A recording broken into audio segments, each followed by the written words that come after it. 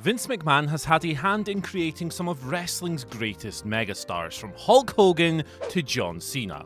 But his track record is far from immaculate, and for every main event success story, there is a handful of spectacular flops. WWE and their chairman have a habit of pushing wrestlers far beyond their capabilities. Now, the performers themselves shouldn't be blamed for this. It wasn't their fault that they were elevated to a level they weren't ready for, and the level of disdain they received was often unwarranted. But that's what happens when the boss throws you in at the deep end. I'm Andy for What Culture Wrestling, and here are 10 wrestlers WWE pushed way over their heads. Number 10, Big Cass. Seemingly pushed, and yes, I'm going to say that word a lot on this list, only because he's really tall, the 7-footer split from Enzo Amore was a flop. As lost without his mouthpiece as Enzo was without his brawny partner, their WWE feud produced a handful of memorable moments, but the matches stunk, particularly SummerSlam 2017's Shark Cage Shambles. Now, Cass's size meant that Vince was always going to push him over his head, and when he returned from a nasty injury in 2018,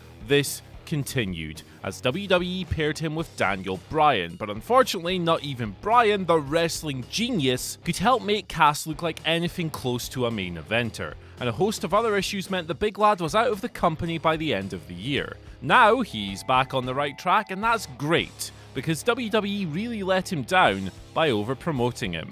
Number 9, Heidenreich.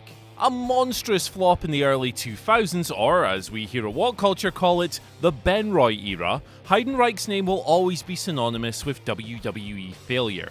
Saddled with a terrible split personality gimmick in 2003, then repackaged in 2004 as a psychotic poet, it's safe to say that Juicy John wasn't exactly handed the best material. Weekly appearances would see him reciting hateful disaster pieces, randomly interfering in matches, and that one time attacking Michael Cole, dragging him backstage, and sexually assaulting him in a bathroom. A feud with The Undertaker was designed to send Heidenreich higher than ever in 2004 and into the following year. Big Stupid Snitsky got involved at some point for some reason, and Heidenreich was eventually defeated in an awful casket match at the Royal Rumble, ending his prospects of ever becoming a top-level monster, and his run gradually faded away thereafter. Number 8, Bobby Lashley. Big Bobo had a rocket strapped to him in 2005, when Vince McMahon tried to make the chiseled Adonis a thing as one of his hand-picked prospects, but he was so green, awkward, and uncharismatic. It was way too hard to buy into him as a force, so he flopped, and he was gone by 2008. It's a shame in a way, because Lashley eventually made his way to TNA, where he became the big athletic monster that Vince so desperately hoped he'd be for WWE. Lashley was awesome there. He really grew into his role as a main event destroyer perfectly, and WWE, to their credit, did notice this and eventually brought him back, but they still don't know what to do with him even in 2019, when he's actually, really good. Number 7, Sid. One of the all-time great, so bad he's actually incredible wrestlers, Sid, despite his shortcomings, was a legitimate main eventer in WWE and WCW.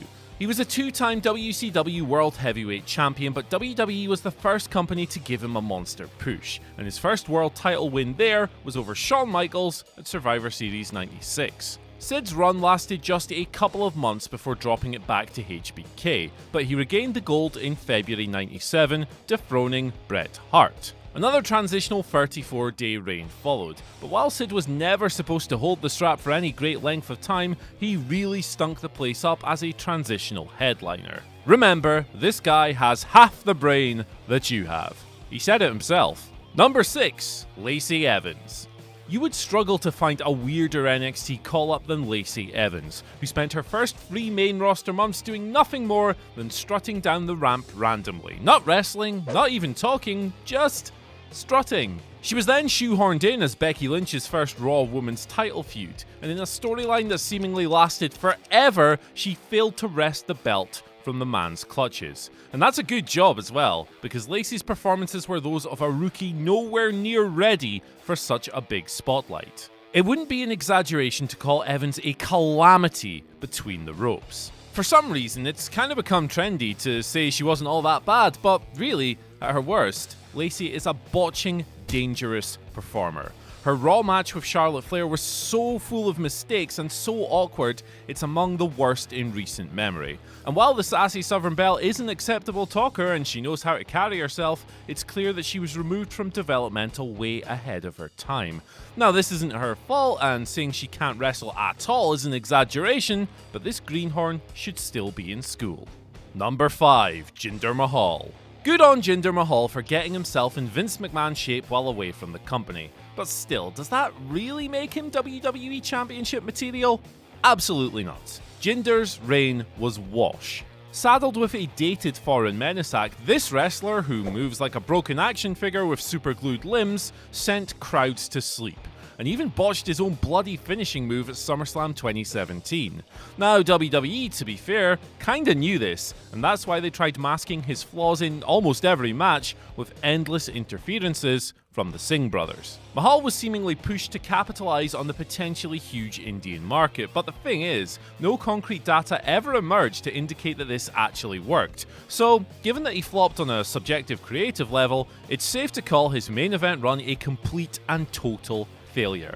Fortunately, since losing the belt, he has returned to his natural lower mid-card level. Number 4. Mabel.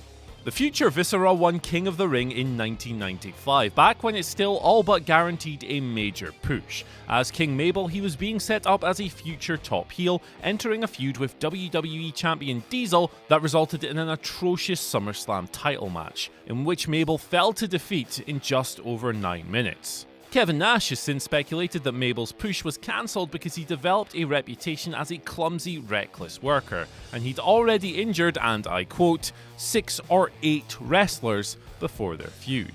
This number included The Undertaker, who suffered a broken orbital bone while wrestling the Big Oaf, forcing Taker to wear that weird white mask. Number 3. Giant Gonzales. Look, it's Giant Pissing Gonzales. I'm not exactly sure what kind of explanation you really need here, but here's the Cliff's Notes. 8 foot tall, naked, hairy bodysuit, one of the worst big men ever, a chloroform-soaked rag, knocking The Undertaker unconscious, the worst WrestleMania match of all time, SummerSlam 93, rematch, crappy clothesline finish, the end. Terrible. Number 2, Lex Luger. Though often held up amongst the most overrated wrestlers of all time, Lex Luger has now reached the point where he's been called overrated so often, he's probably really underrated. People aren't kind to him at all, but go back and watch some of his stuff with Ric Flair, Ricky Steamboat, or Barry Windham. Man, Lex was really good. Just not quite the new Hulk Hogan good. This was essentially what Vince McMahon wanted Luger to become in the absence of the red and yellow dope, but he couldn't pull it off. Big, muscular, blonde superhero types were on the way out, and smaller, more dynamic wrestlers like Bret Hart and Shawn Michaels were on the way up.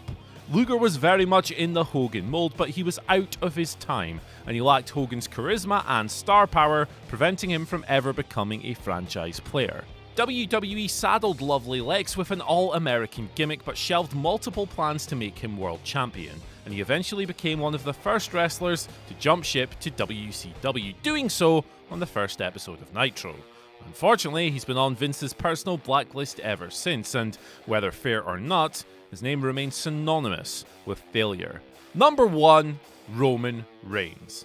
Now, look, this entry is going to provoke an interesting reaction because it's Roman Reigns, but it's not designed to slate him. In fact, this guy is legitimately one of my favourite wrestlers in the entire world, and I think most of the criticism he gets is rotten and unfair. But, let's be honest, even I can admit that it just didn't work out for him as the guy. Overprotected and overexposed, Reigns was Super Cena reborn, and people loathed him for it. Just like his predecessor, he was a victim of how WWE booked him. Yes, his push got obnoxious at times, and yes, suffering succotash happened, but that's not really his fault. He's a great talent who was presented in entirely the wrong light, and really, his resume of outstanding matches is far too vast for the argument that he's somehow a subpar wrestler to hold any weight. But having said all that, disasters like the 2015 Royal Rumble and WrestleMania 34 just can't be erased. They show that the old style of booking top babyfaces like superheroes just doesn't work anymore. And it's a real shame we had to learn that lesson at Roman's expense. So that's our list, but what do you guys think of these WWE wrestlers who were pushed way over their heads? And can you think of any more? Let us know down in the comments section below. Don't forget to like, share, and subscribe. Ring the bell for notifications, and once you've done that, you can follow us on Twitter at WhatCultureWWE and myself at Andy H. Murray. Bye!